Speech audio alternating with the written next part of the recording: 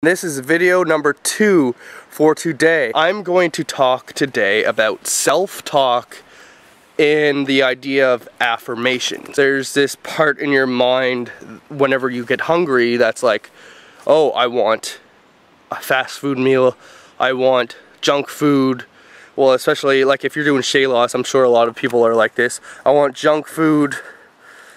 And then there's another part of your body or your mind that's doing this challenge, this Shayloss challenge, or trying to lose weight, and you're like, no, I'm not going to eat that food. So you're almost having this inner argument. Oh, I want this food, and then this other part of you is like, no, I gotta resist this.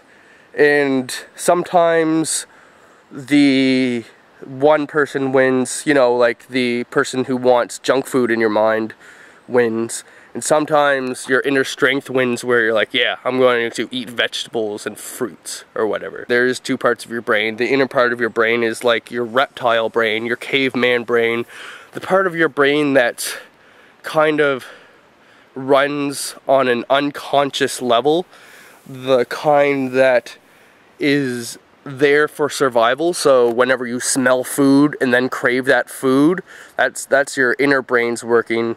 That's more animal instinct. Sort of like if a big boulder is about to roll over you, you have your body, your mind, you're automatically going to start running out of the way and freak out. You're not going to think beforehand. It's like, okay, is this a good decision? Should I run away from this boulder? Should I dodge? No, it's your instinct. You're just going to jump out of the way. And that's the same part of your brain that craves food. It's there for survival, so it's something that is very part of your brain. That's kind of, you know what I mean? You're fighting against yourself, you're fighting against your survival, and then the cognitive part of your brain, the outside, is where all the logic is, where you say, okay, I'm craving that food because my survival brain tells me that I need it to survive because there's sugar and salt in that food. But at the same time, I know logically, this food is actually pretty bad for me. So you have that battle in your mind all the time. And one thing I noticed, I read a lot of books about successful people, and a lot of them have what's called good self-talk, or a lot of people have what's called affirmations. Affirmations are almost like things you say to yourself every day out loud with a certain amount of passion.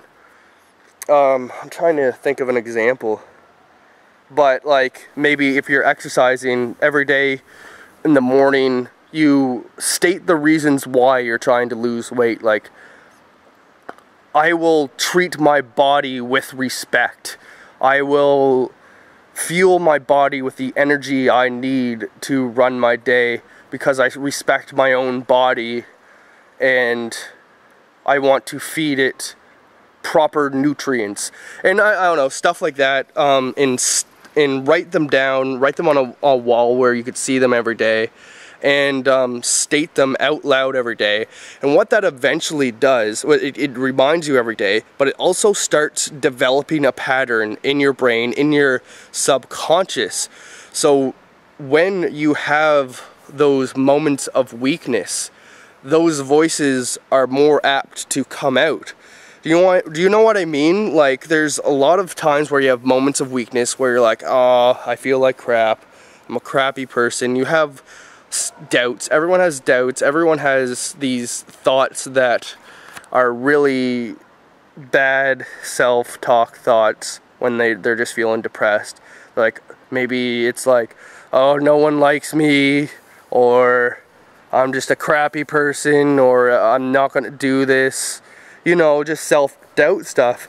And if you repeat stuff like this every day, the reasons why, or like every morning an affirmation like, I am a strong person, anything that comes my way, I could handle it. And it's one thing to like read that over once, but if it's an affirmation, you could say it every single day. It starts to build into your mind a pattern, and then when those self-doubts come out, you can start talking to yourself, that part of yourself, with these positive affirmations.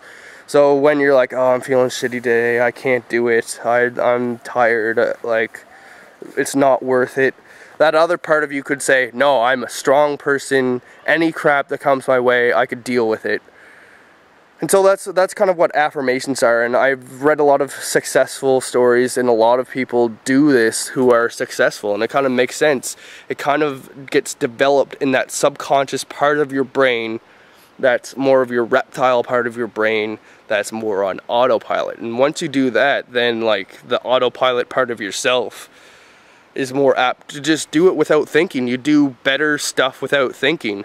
If you start eating well and you treat your body with respect and have that mindset all of the time, or you kind of make a conscious effort to be thinking like this every single day, then you're a lot more likely to succeed. I'm not a religious person, but I believe that prayer kind of works in a similar way. You're just every day or a lot of the time you'll pray, and you might state what you want, or you have these similar thoughts, and it's something that starts to get built into your personality over time. Your religion gets built into your personality. These religious thoughts, or even just prayers, things that you pray for, get built into your mind over time because you're repeating them to yourself, and your own mind's going to start hearing this stuff.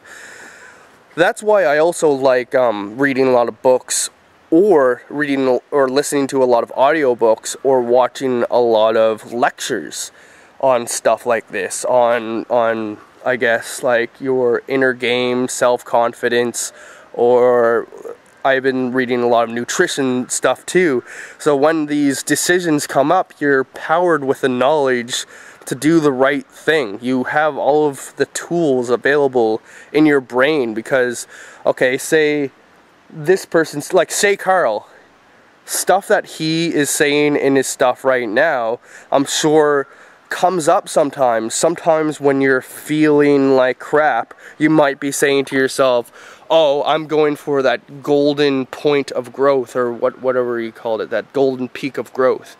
I'm feeling really, really crappy. I don't think I'm going to be able to do it. But you might recycle back in your own memory and say, I remember what Shay Carl said. He said, at my moment of weakness, at the moment where I just feel like I can't do it anymore, and then I decide to push myself to go forward, that's where I truly grow. And if you take other people's successful mindsets and adapt them to your own thoughts, that's also a really good method of succeeding in stuff like this. Alright, I rambled on for far too long. Peace.